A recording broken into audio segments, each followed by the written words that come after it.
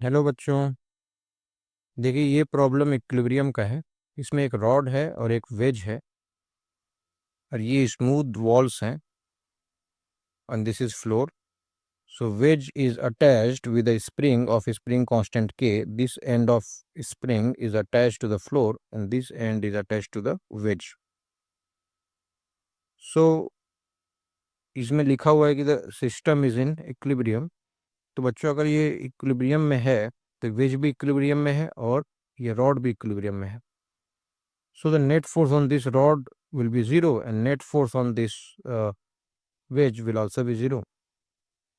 एक बात तो क्लियर है कि इस वेज को पहले देख लेते हैं हम लोग। तो वेज पे एक तो वेट लग रहा है mg डाउनवर्ड डायरेक्शन में। तो इस mg की वजह से एक तो ब्लॉक नीचे आना चाहेगा और नीचे आना चाहेगा तो इस स्प्रिंग को कंप्रेस करेगा। दूसरी बात ये है कि जो रॉड है, तो रॉड एंड वेज, ये एरिया उनका कांटेक्ट में है, दिस कॉमन सरफेस।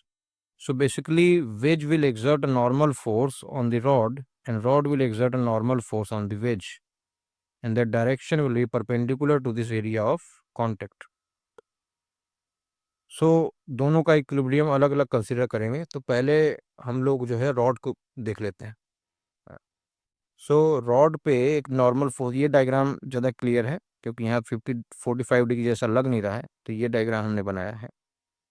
सो देखो बच्चों कि यहाँ पर जो नॉर्मल है रॉड के ऊपर इस डायरेक्शन में लग रहा है और वेज के ऊपर इस डायरेक्शन में लग रहा है ना। तो they are action reaction pair, so these two normal forces will be equal and opposite. So अब हम रॉड का इक्विलिब्रियम देखें तो रॉड पे देखिए कि यहाँ भी फोर्स लग रहा है, वॉल लगा रहा है, लेकिन ये जो फोर्स है वो हॉरिजॉन्टल है। हम ब्लॉक पे वर्टिकल इक्विलिब्रियम कंसीडर कर लेंगे। तो वर्टिकली अगर हम देखें तो एक तो mg लग रहा है डाउनवर्ड डायरेक्शन में, वेट ऑफ द रॉड, और दूसरा जो नॉर्मल फोर्स है उसका एक वर्टिकल कंपोनेंट आएगा n sin 45 and that is n/√2। ये एंगल तो देख पा रहे होंगे आप लोग, ये 45 डिग्री कैसे है ना। ये 45 डिग्री है, सो this angle will also be 45 degree. And ये पूरा एंगल जो नॉर्मल बना रहा है इस वेज से वो 90 डिग्री है। तो ये 45 डिग्री है तो ये भी 45 degree, so this angle will be 45 degree. So the component of normal in vertical direction will be n sin 45, that is n/√2। So अगर हम वर्टिकल डायरेक्शन में देखें, so this n/√2 will balance mg। So from here we will get n/√2 equal to mg and n equal to √2 mg। okay? अब देखिए veg को देखते हैं। तो वेज पे नॉर्मल फोर्स इस डायरेक्शन लग रहा है। तो similar to the previous situation, ये भी हॉरिजॉन्टल से 45 डिग्री बनाएगा क्योंकि ये भी हॉरिजॉन्टल से 45 डिग्री बनाया था। तो इस नॉर्मल का एक डाउनवर्ड कंपोनेंट आ जाएगा। ये डाउनवर्ड कंपोनेंट होगा n/√2, n sin 45। दूसरी बात, इस वेज का वेट वो भी डाउनवर्ड एक्ट कर रहा है। अब ये दोनों फोर्स डाउनवर्ड एक्ट करे तो ब्लॉक नीचे जाना चाहेगा और जब ब्लॉक नीचे जाएगा तो इस स्प्रिंग को कंप्रेस करेगा और स्प्रिंग जब कंप्रेस होगी तो एक अपवर्ड फोर्स लगाएगी।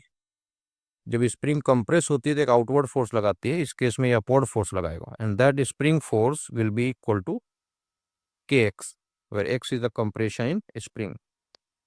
सो बच्चों, अब इस वेज का वर्टिकल इक्विलिब्रियम कंसीडर करें। अच्छा देखिए, यहाँ भी वॉल हॉरिजॉन्टल फोर्स लगा रहा है, लेकिन हम लोग वर्टिकल इक्विलिब्रियम कंसीडर कर रहे हैं तो ये नॉर्मल लेने की जरूरत है नहीं।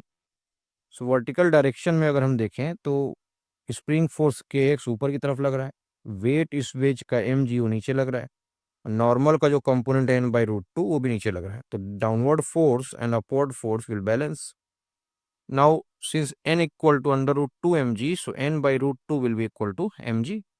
So from here we can get x, that is compression in a spring, will be capital M plus small m into g upon k. Thank you बच्चों।